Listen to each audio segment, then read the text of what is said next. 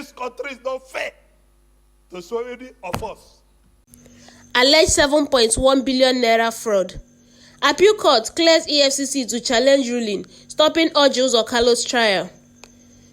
The Court of Appeal in Abuja has granted the Economic and Financial Crime Commission (EFCC) leave to challenge a federal high court ruling barring it from retrying former Abia State Governor Orji Uzor Kalu over alleged 7.1 billion naira fraud.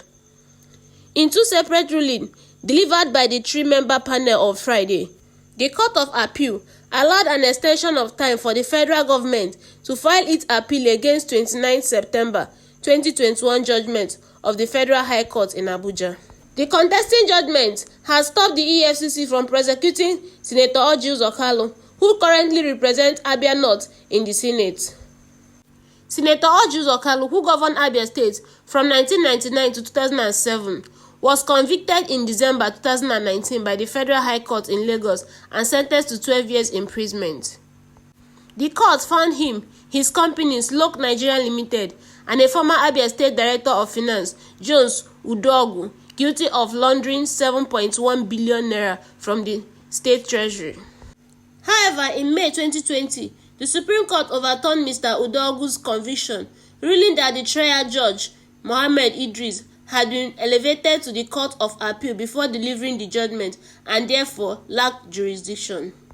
As a result, the Supreme Court nullified the trial and ordered a retrial for Mr. Udogu.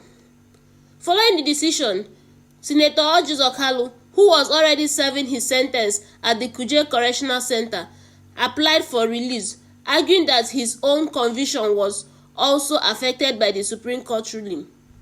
The Federal High Court in Abuja granted his request, leading to his release. After Senator Orji Uzor Kalu's release, the EFCC sought to restart his trial along with Udogu. However, Senator Orji Uzor Kalu and Lok Nigeria Limited filed separate lawsuits to block the move, contending that a retrial would amount to double jeopardy, being tried once for the same offense. His legal team argued that since the Supreme Court ruling only explicitly ordered a retrial for Mr. Udogu, the EFCC had no legal basis to prosecute Mr. Kalu again. But the judge, Iyan Ekwo, sided with Mr. Kalu in his decision delivered on 29 September 2021, ruling that the EFCC could not retry former governor since his retrial was not expressly ordered by the Supreme Court. He cannot be retried safely without an order of the Supreme Court, the judge held. Dissatisfied with the ruling, the EFCC challenged it in the Court of Appeal.